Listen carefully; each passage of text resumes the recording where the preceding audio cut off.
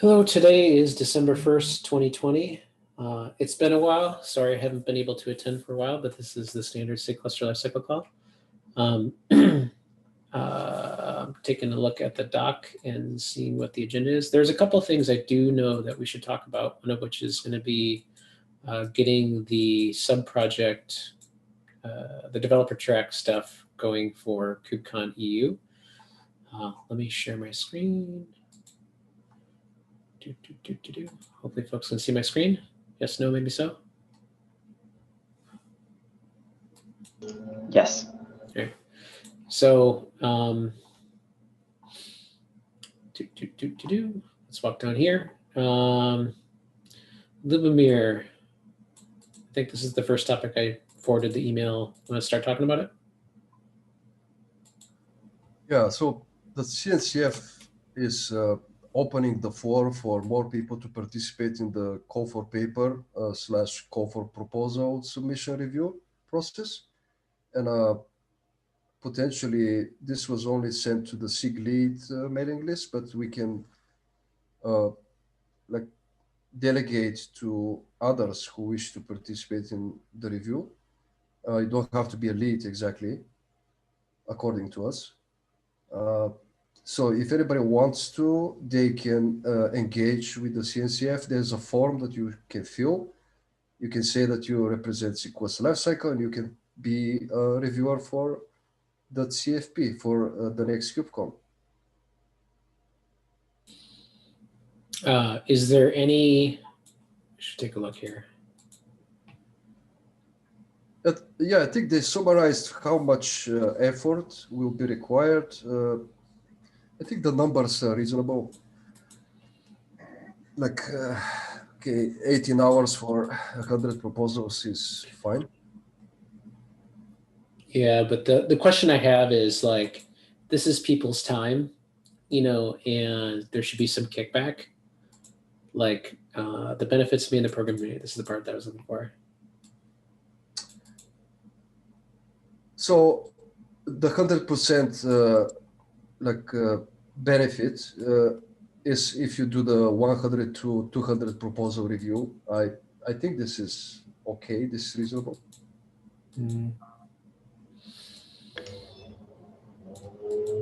Plainly, two people should team up if they want to do 50%, because then get an extra $100. Yeah, and because is KubeCon EU going to be all virtual again? Is that been fully stated? I don't know what the time frame is. It's May. So I'm guessing they're May virtual. Yes, EU is going to be fully virtual. All right, so that all seems legit, fine. Maybe the ask here should be folks to go talk with their individual sub-projects. The sub-project leads can talk with different groups and figure out if they're interested in wanting to, that was the whole purpose of this PSA thing. Talk with the individual sub-projects, see if they're interested in engaging. Does anyone here have bandwidth and want to engage? I'm thinking to get into this too.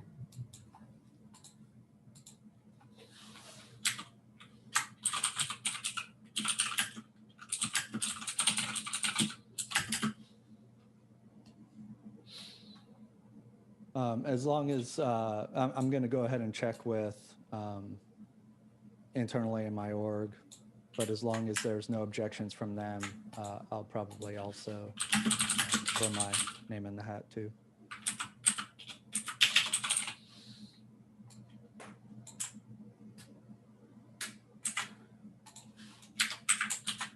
Just restructuring this a little bit.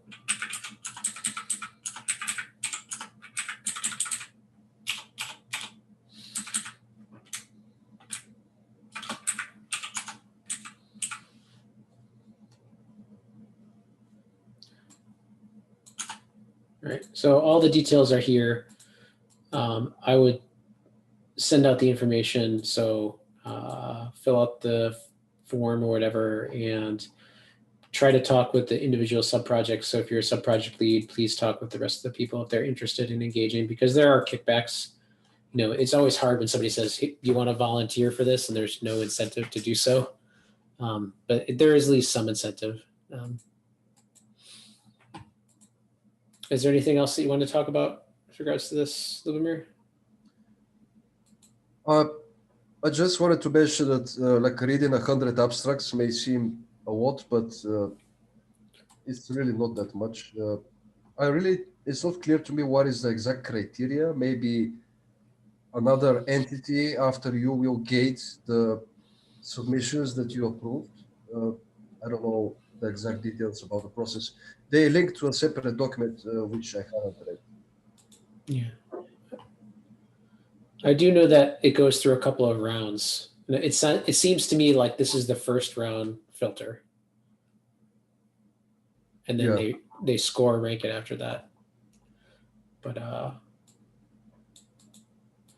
maybe we can follow up next time and get some more details.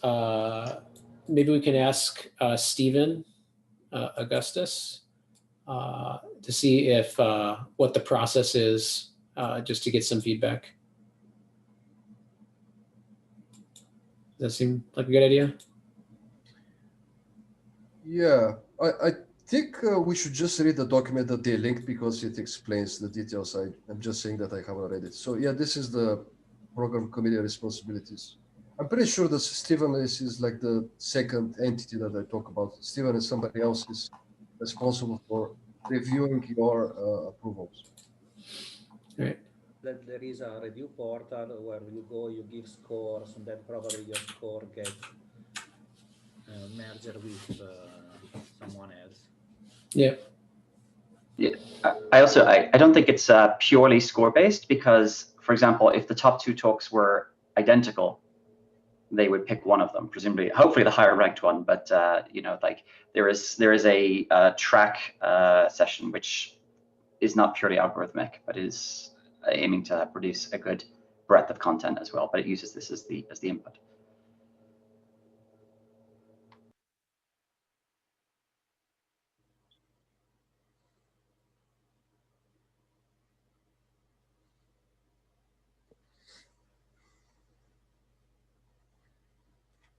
And I think the deadline is next week.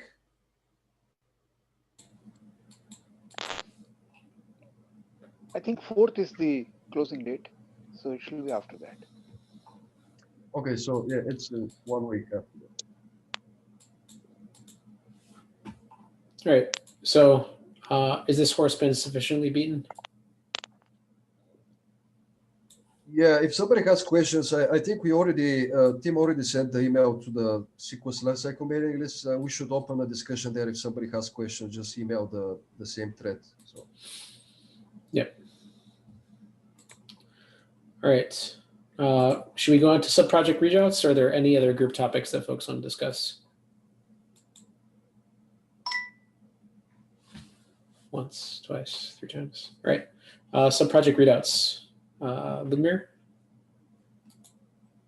For Kubernetes, we found some bugs in the core DNS migration library. I also wanted to show this because I know the cluster API is using the same code, or at least a similar variant of the code. Basically, this issue that I mentioned in the doc unraveled a number of bugs that are in the core DNS migration code in Kubernetes. And at least a couple of PRs were already sent. One of them was backported to 119 as well.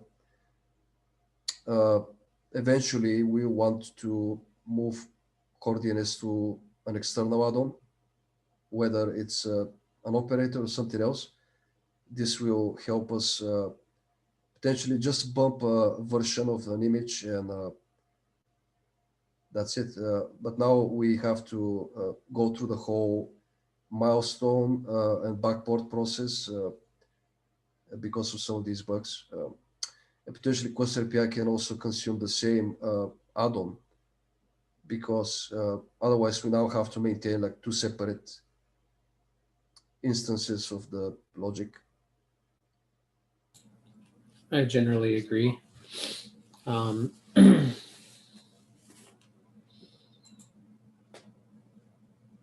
We've always wanted to get it out of the core. Like we wanted to move everything out of core kubeadm bits if we could, right? Yeah.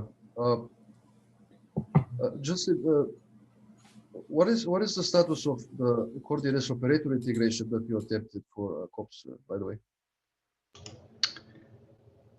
Still in progress. We had some strong feedback that the operator model, we need to tighten up the operator model, both in terms of RBAC permissions granted to the operator and in terms of being able to have predictability of what actually gets run in the cluster. And so you'll see some changes going into cluster add-ons to essentially refactor things. I think we have a better RBAC model for it, and to refactor a large manifest into sort of an RBAC component and a deployment, the actual like thing itself. And that means that the operator needs very few RBAC permissions and doesn't actually significantly change the deployment model. The other piece is, I think, trying to give predictability. And so there's also some attempt to try to understand what an operator will do, at least for some simple cases. And that relates, there's Evan Cordell from Red Hat, Red Hat has a PR around I guess using containers as a delivery mechanism for manifests, using images as a delivery mechanism for manifests. I will put that in the notes when I find the link. But that's one approach to how you would discover what is in an operator type thing. You see. So it sort of got complicated. It's probably the TLDR. Mm-hmm. So potentially these like expanded undesired RBAC rules, are they the artifact of the operator framework or like some? Yeah, the core problem was in order to create I want to say role or cluster role, but in order to create RBAC objects, you essentially need all the permissions that you are creating. And so the operator inherited a superset of these permissions. The Google Summer of Code participant this year, Samtoshi, basically realized you don't need to do that. Instead, you can pre-create the RBAC roles at the same time as you're creating the operator. And it doesn't actually change the deployment scenario, because if you were to expand the RBAC roles anyway, you would need to redeploy the operator with those expanded RBAC roles in order to apply the permissions anyway. So it doesn't change anything. And so we might as well just pre-create them. Which then means that in this model, the operator needs very few permissions, or many fewer permissions. I see, but how would the person that is deploying the operator, how would they know what permissions they need to create? Yeah, so we would provide in the operator manifest, the manifest for the operator, we would provide both the deployment or stateful set for the operator and the RBAC permissions they would need to pre-create. And so we end up with this notion of like slicing up a manifest in these ways, which we haven't done in the past. And I've PR'd a sort of tool that might help with that. I don't know if anyone else has any good tools to like enable slicing essentially a bunch of YAML by kind and things like that and manipulating it. But that's sort of where we're going with that. Okay. And potentially, this requires changes in both the underlying framework and also the core DNS operator in Quadrados itself. Like, it actually doesn't require that many changes. It would require changes to the manifests to sort of move stuff from one to the other, like from the operator, from the core DNS manifest, as it were, to the operator manifest.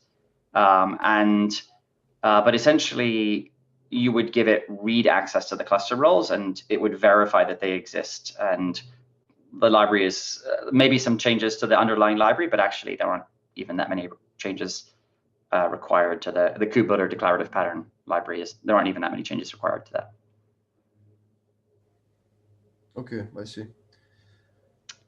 But generally, we'd love to like figure out what the, I'm going to look at this issue. We'd love to make progress on the kubeADM integration as well. I feel like people have sort of felt in the past that they have got a bit stuck, and so we've been prioritizing KOps first. But if we can get into kubeADM first, that'd be wonderful too. Yeah, we just didn't make the decision. The core DNS operator was presented some time ago, but I think the main questions were how do you upgrade the manifest on disk that the user modified to deploy a custom configuration of the operator, and we had a discussion with the Questranos project about that. There's some we just don't know yet how to properly upgrade operators, I guess. I also saw this page, I think it was on a Red Hat website, that about the operator framework, that upgrading operators in general is not that easy of a task. Like, how do you upgrade the YAML? I wonder, like, before even the COPS or kubeADM integration, I wonder if we should like revisit this topic again. It's a complicated one.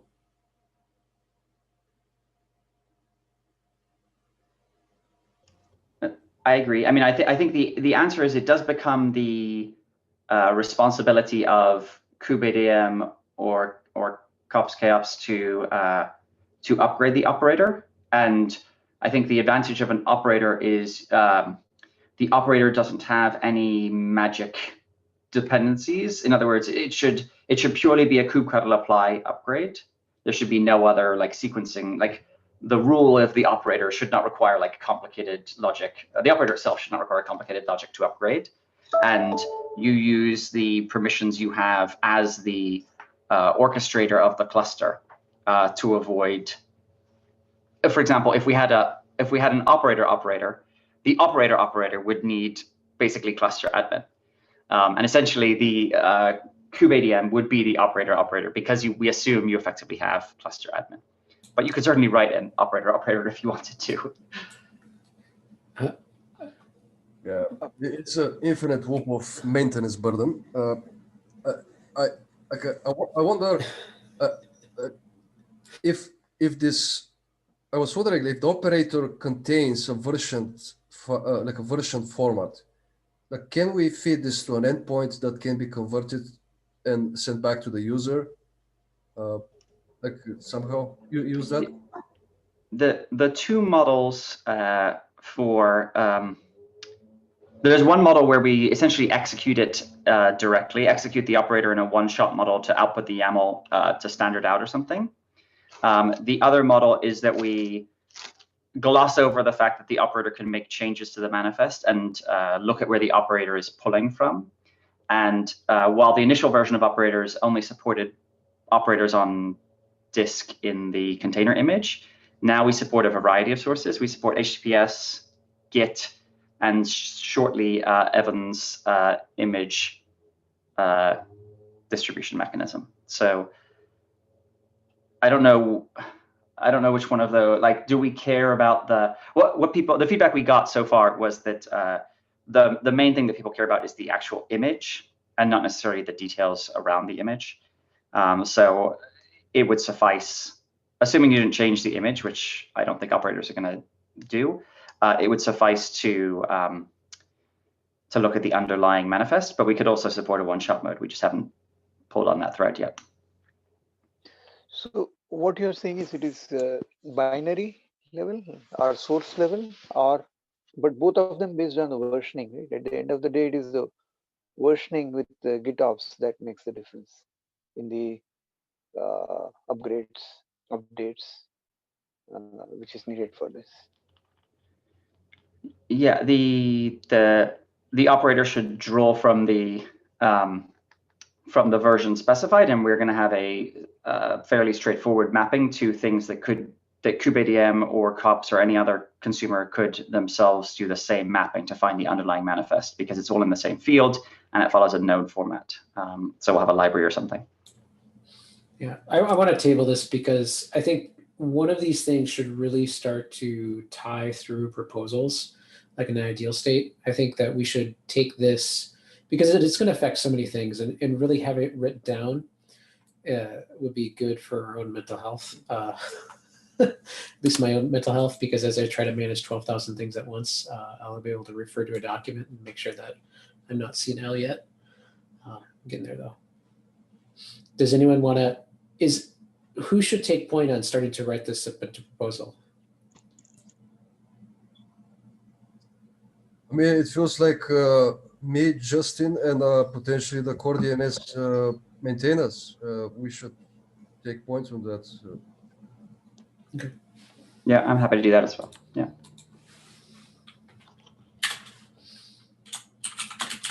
I have some curiosity about the responsibility about RBAC, but we can discuss on the proposal.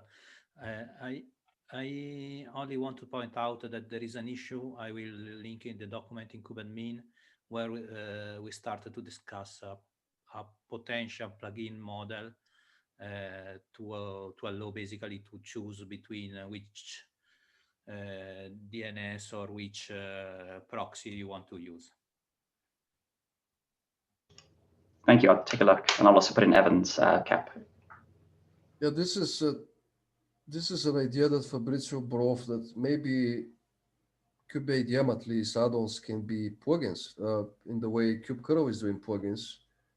They can just be binaries that live on the nodes instead of using the operator pattern for add-ons. Yeah, it's a completely different take on add-ons, of course, but it has its own caveats. Like, how do you, if the add-on is external, how do you distribute it to users if it's a core add-on, especially? I know we don't want to, sorry, just to riff on that idea. If we had a one-shot mode in the operator, whereby, so you would specify the image name, maybe we could make that work, where like it also solves the distribution problem, right? In that we know how to distribute images, and you would run the operator in one-shot mode, and you'd have some protocol, but you'd get it on standard out, and then you would have your manifest ready to go. But yeah, that sounds like that's a great topic. Thank you. Can you explain like one-shot mode? I'm not. Oh, sorry. It's basically, this is something that Red Hat has talked about many times in the past, is you're basically containing all the metadata about, it's like, I know that, I know myself. So when you run, it's basically saying, this is what I am, and it contains the manifest itself that it would be distributing. So instead of you having to actually deploy a manifest, you can actually you run a single container that knows what it is. That container then drops the manifest or applies it, but that's very meta. The problem with doing it outside the cluster is easier than doing it inside the cluster, because if you do it inside the cluster, it's basically like you're granting root, because they need to be able to do everything. That's right. And we call it one shot because a typical operator will repeatedly reconcile, whereas one shot is one and done type thing.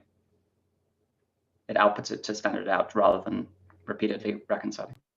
Just to give a bit of background, the issue I'm talking about is taking another problem, which is that in Kubernetes today, the users are used to integrate an experience between the control plane and add-ons. So you use the same config, for instance, to set up the image repository also for the add-ons. So there is a kind of integration between what is control plane and what is add-on. And this issue proposes a model to let the add-ons authors to basically plug into this integrated user experience. This is the problem that we were trying to solve. Then, using this integrated way to install add-ons, you can install add-ons which are based on operators or not, but this is, let me say, the result of the operation. The issue is more concerning in how you do the operation.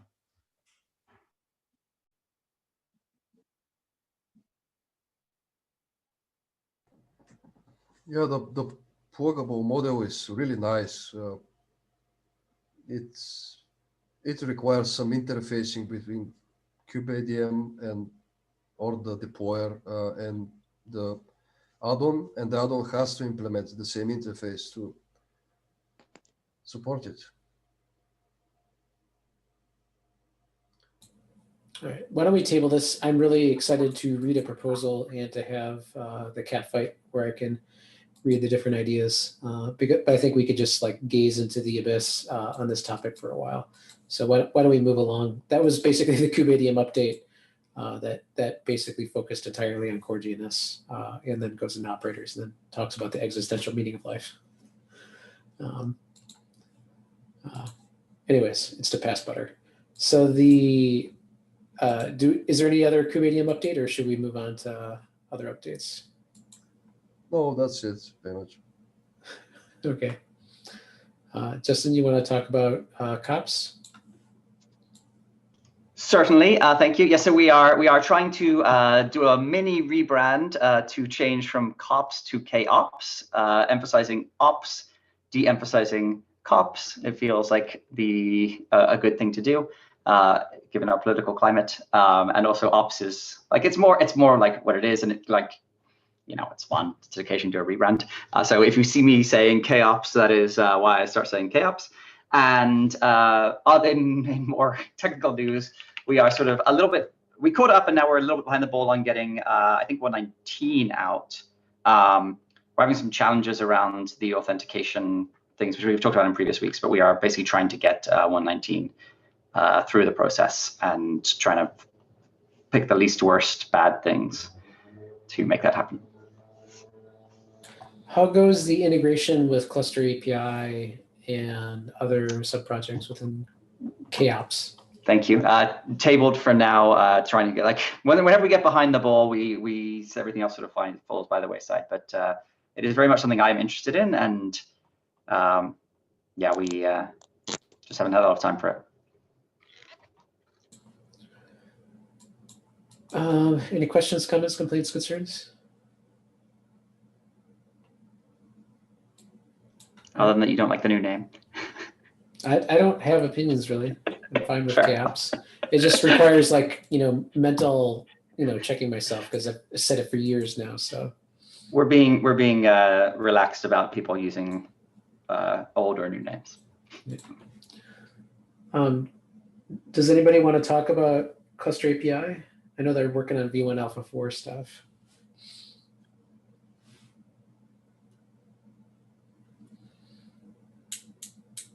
All right, I know they have a meeting later on today. I'll ask Vince to drop an update here and poke him about getting back engaged in this. He might not know about the time switch yet. This is the first one where the time switch, or a second one, I don't recall. I think it's the first one. All right, so let's reach out to the sub-projects to re-verify range to target, one ping only. And see if they respond. My hunt for Red October humor is lost on people. So next too early. It's too early. Minikube. Yeah. Oh, yeah, I can add that in. We released 1.15 2 weeks ago, right before KubeCon. It mostly it supports the newest 120 beta, and it makes our JSON output more robust so that you can ingest output in an embedded environment better. It provides better support for parallels as a VM driver as well, and it adds a new feature called scheduled stop, so you can basically ask Minikube to stop in 10 minutes while you're deconstructing whatever environment you want. And then we'll just automatically in a cron clean up everything whenever you want. So that's... I know there was a driver for Minikube for Cluster API that folks were working on potentially. Is that anywhere? We never drove that particular effort. So that this is one of those things where we'll always accept like external PRs, but that was nothing we ever worked on. But you do nested. I do recall folks supporting nested clustering with Minikube nowadays. Is that correct? Yeah. Yeah. And the longstanding legacy of Kind and Minikube, has there been any? We haven't talked yet. we haven't really talked to Kind like that much that recently. The code for our Docker driver is less and less resembles what Kind does over time. We write our own base image now that's not based on Kind at all, or it won't be based on Kind soon.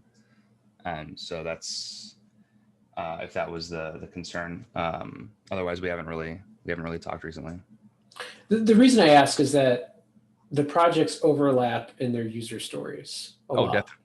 Yeah. You know, and ideally, in the fullness of time, I would love to have like a single tool that takes the best ideas and kind of melts them down, because I see no reason to have N tools when the user stories overlap so much.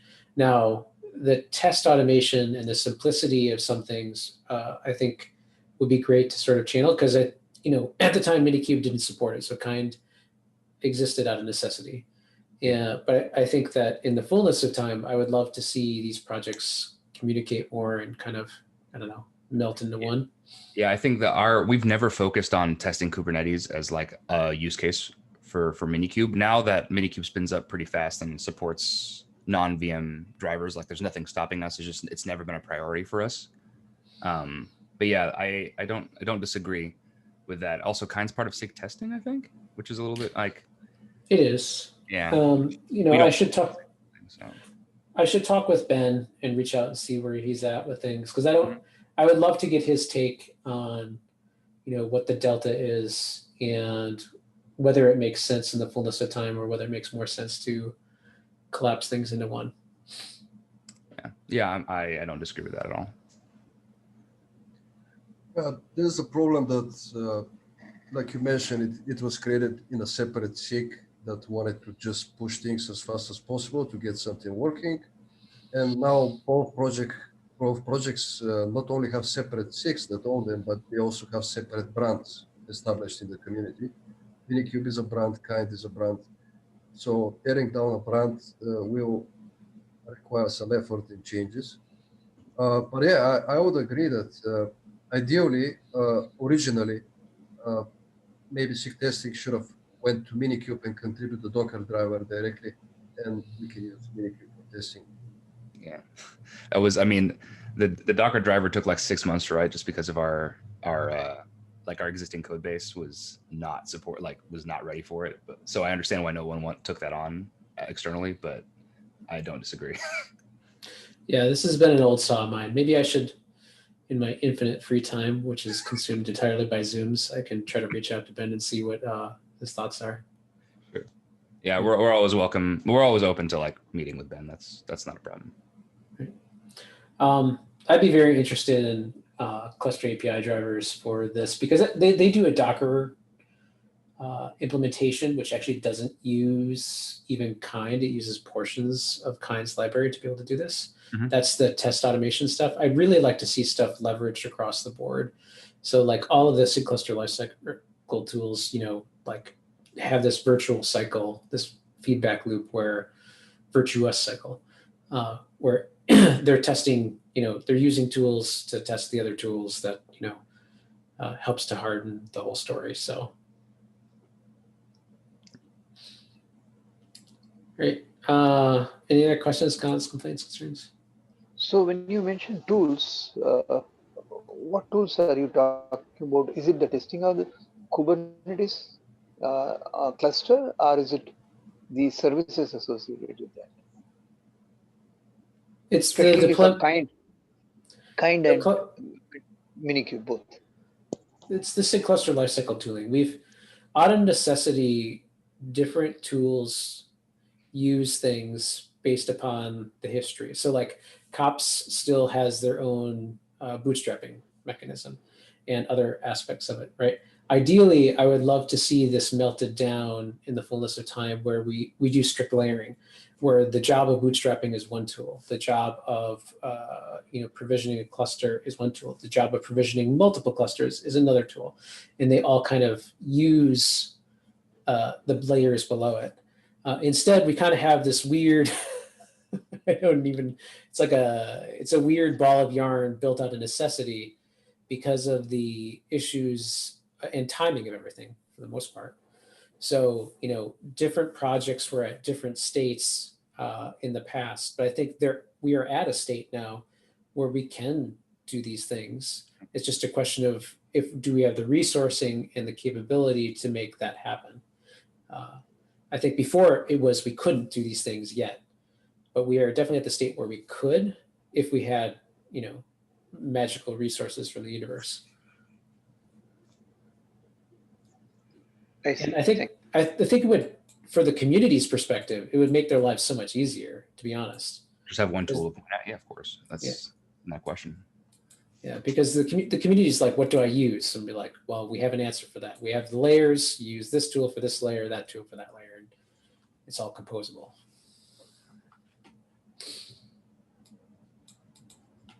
So does that answer your question, Prakash? Yeah, it does. Thank you. All right.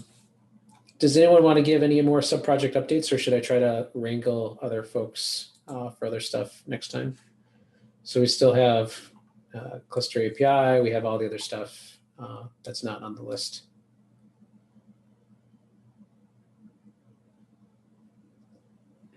Nobody? Anybody? Bueller?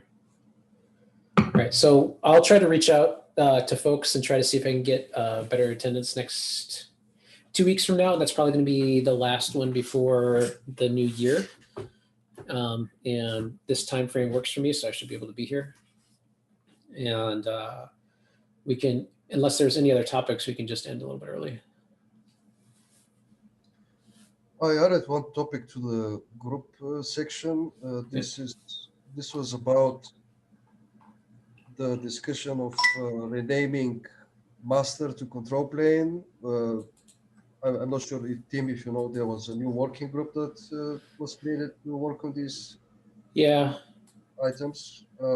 They were able to produce the so-called architectural design record to make it more official, like renames like master to control plane, or master, which can also mean administrator in terms of Kubernetes RBAC, potentially renaming it to administrator and so on. These will have separate architectural records. I linked the master control plane one. So this is kind of still draft, but basically they gave us the green light to proceed with the kubeadm changes. So I just wanted to let the other sub-projects here know that it's kind of official at this point. So if you have any flags, fields, and so on, you should just start the deprecation.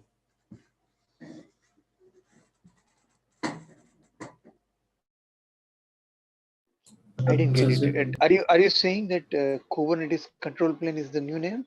Our main control plane? Or what is it? Master is dropped, but what is the replacement?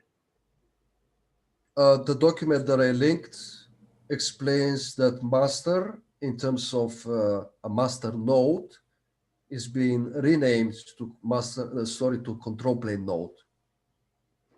Okay, thank you. I'll see that. But again, master can mean multiple things in Kubernetes, so we will have separate documents that rename.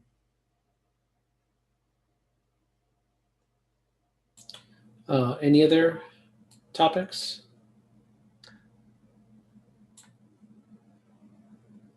Once, twice, 3 times. All right.